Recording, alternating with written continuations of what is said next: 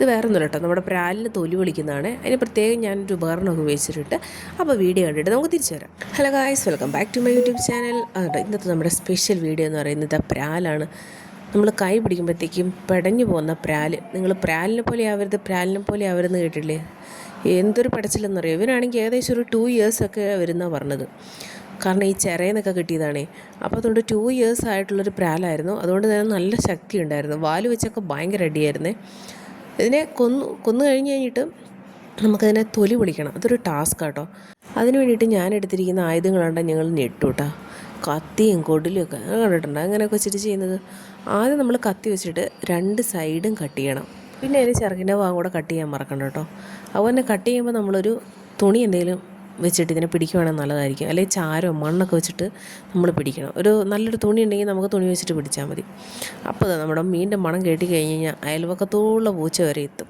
പിന്നെ ഒരു പ്രത്യേകത കേട്ടോ, ഞാനിന്ന് ഉപയോഗിച്ചിരിക്കുന്നത് കട്ട് ചെയ്യാൻ വേണ്ടിയിട്ട് ഉപയോഗിച്ചിരിക്കുന്നത് കട്ടിംഗ് ബ്ലെയറാണ്. അതാണ് ഞാൻ പറഞ്ഞത്. നമുക്കിത് തൊലി പറിച്ചെടുക്കാനൊക്കെ ഭയങ്കര ബുദ്ധിമുട്ടാണ്. നമുക്കിതിൻ്റെ തലഭാഗം കട്ട് ചെയ്തിട്ട് വേണമെങ്കിൽ ജസ്റ്റ് ഒന്ന് പറിച്ചെടുത്ത് കഴിഞ്ഞാൽ നിങ്ങോട്ട് പോരും. പക്ഷേ അത് കറക്റ്റായിരിക്കണം. ഇനി അല്ലാന്നുണ്ടെങ്കിൽ നിങ്ങൾക്ക് തല വേറെ കട്ട് ചെയ്തിട്ട് ഇതുപോലെ ഒരു കട്ടിംഗ് ബ്ലെയർ മാത്രം എടുത്താൽ മതി. അതിപ്പോൾ എല്ലാ വീടുകളിലും ഉണ്ടാവുമല്ലോ. എന്തെങ്കിലുമൊക്കെ പണിയണമെങ്കിൽ ഈ കട്ടിംഗ് ബ്ലെയർ നമുക്ക് സ്ക്രൂ ടൈറ്റ് ചെയ്യണമെങ്കിലൊക്കെ വേണമല്ലോ. അപ്പോൾ അത് ഇതുപോലെ തൊലിയൊക്കെ അങ്ങോട്ട് ഉരിഞ്ഞെടുക്കാൻ വേണ്ടി പറ്റി.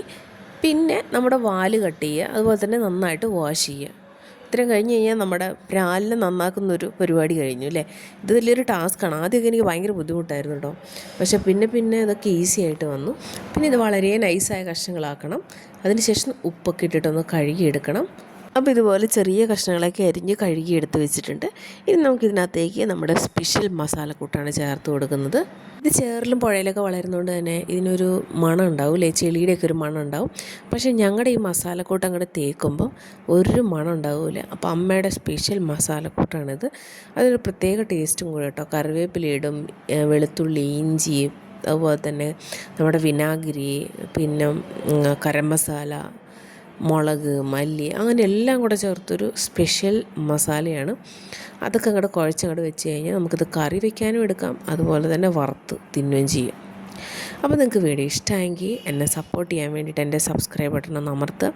അതുപോലെ തന്നെ ലൈക്ക് ചെയ്യാനും ഷെയർ ചെയ്യാനും കമൻറ്റ് ഇടാൻ മറക്കരുത് കേട്ടോ.